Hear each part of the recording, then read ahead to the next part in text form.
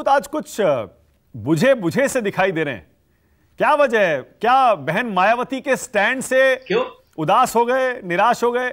आपको लग रहा था शायद आ जाएंगी इस तरफ, दानिश अली मिलके भी आए थे, कामयाबी नहीं मिली। सुरेंद्र राजपूत, आप तो यूपी से आते हैं ना, इसलिए आपसे पूछना बनता है।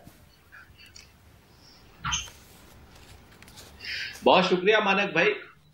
और हम दो बातें बड़ी स्पष्ट आपसे कह रहे हैं। पहली बात, इंडिया ने यानी हमारे गठबंधन ने या कांग्रेस ने मायावती जी को कोई प्रार्थना पत्र नहीं दिया था कि आप हमारे गठबंधन में आइए। उन्होंने अपनी तरफ से पता नहीं कहां से सोच करके ट्वीट किया कि साहब हम नहीं आएंगे। अरे भाई, हम आप आए या नहीं आए हमें नहीं फर्क पड़ता है, आपको फर्क पड़ता है, क्योंकि आपको तय करना है कि आप दलित की बेटी हैं या आप दौलत की बेटी हैं। आप उन लोगों के साथ खड़ी हैं जो संविधान की रक्षा करने के लिए तैयार खड़े हैं, तत्पर हैं, सब कुछ अपना दांव पे लगा के, या फिर आप उन लोगों के, उन पूंजीपतियों के पार्टियों के साथ खड़ी हैं जो संविधान को खत्म करके आरक्षण की व्यवस्था को खत्म करना चाहते हैं। आप अग्निवीर योजना लाने वाले लोगों के साथ खड़ी हैं जो 4 साल में बेरोजगारों की एक बहुत बड़ी फौज खड़ी करेंगे, या आप अग्निवीर योजना के विरोध के लोगों के साथ खड़ी हैं, बेरोजगारी बढ़ाने वाले लोगों के साथ खड़ी हैं, या बेरोजगारी खत्म करने का प्रयास करने वाले लोगों के साथ खड़ी है। तो मायावती जी को तय करना है। कर तो लिया उन्होंने तय तो उन्होंने कर लिया। हमने कोई जी हां, तो हमने उन्हें कोई प्रार्थना पत्र नहीं दिया था। लेकिन आप ऐसे मत करिए, ये मत कहिए सुरेंद्र राजपूत कि वो आए या ना आए कोई फर्क नहीं पड़ता। ऐसा कैसे कह सकते हैं आप? हो सकता है कि उनका परफॉर्मेंस पिछले इलेक्शन में बहुत अच्छा नहीं रहा, लेकिन आपको पता है 1% उनका है, वोट बैंक है जो आज भी उनके साथ है। उनका और उनके दल का पूरे सम्मान के साथ मैं बात कह रहा हूं कि किसी को भी कहीं पर भी जबरदस्ती नहीं लाया जा सकता। आज की डेट में ये वॉर है, ये इस चुनावी लड़ाई है। इस चुनावी लड़ाई में हम मायावी ताकतों के खिलाफ खड़े हैं, और जो मायावी ताकतों के खिलाफ खड़ा होना चाहता है वो हमारी तरफ आएगा, और जो हमारे साथ तटस्थ भाव में भी खड़ा है, हमारे साथ नहीं खड़ा है, तो निश्चित तौर पर यह माना जाएगा कि वो मायावी ताकतों को। आप दौलत की बेटी तो बार बार कहते हैं मायावती को, फिर कैसे आप उम्मीद करते हैं कि वो आपके साथ आ जाएंगी?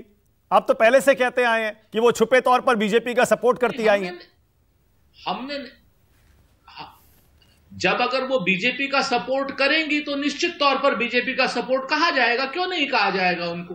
उन्होंने 2002 में श्री नरेंद्र मोदी जी की चुनावी सभाएं की थी, कौन नहीं जानता कि भारतीय जनता पार्टी के समर्थन से वो 3 बार मुख्यमंत्री बनी है। वो ये भी सब जानते हैं, सारी चीजें सामने हैं।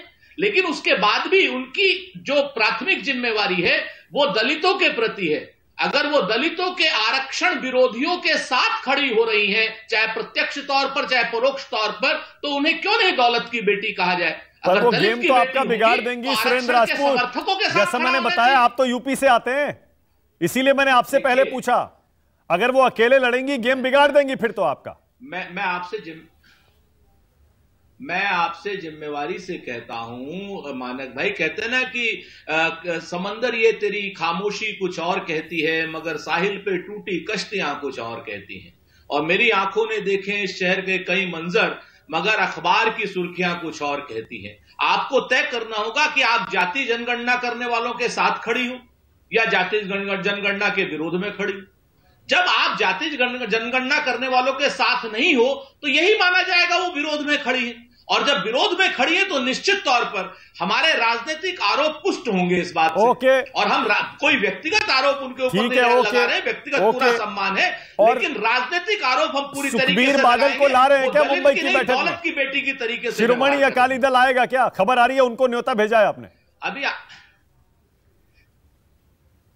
मैं आपको बताऊं, कहते हैं ना कि वक्त आने पर बता देंगे तुझे आसमां, हम अभी से क्या बताएं क्या हमारे दिल में। लेकिन मानक भाई, एक बात तो तय है, आप भी इस चीज को अप्रिशिएट करेंगे कि आज से 15 दिन पहले तक हम ही लोगों से पूछा जाता था कि भाई इंडिया गठबंधन कहां है, इस दिल के टुकड़े हजार हुए, कोई यहां गिरा कोई वहां गिरा, कहां है इंडिया गठबंधन, अगली बार में कोई आएगा कि नहीं आएगा, इनमें से कौन भाग जाएंगे। लेकिन आज आप मानक भाई, हमारे मित्र और न्यूज़ 24 चैनल पूछ रहा है और कितने आ रहे हैं। ये हमारे गठबंधन की स्पष्टता का प्रमाण है और ये हमारे गठबंधन की मजबूती का प्रमाण है। और अभी तो आप ईडी, सीबीआई और इनकम टैक्स का डर खत्म होने का समय का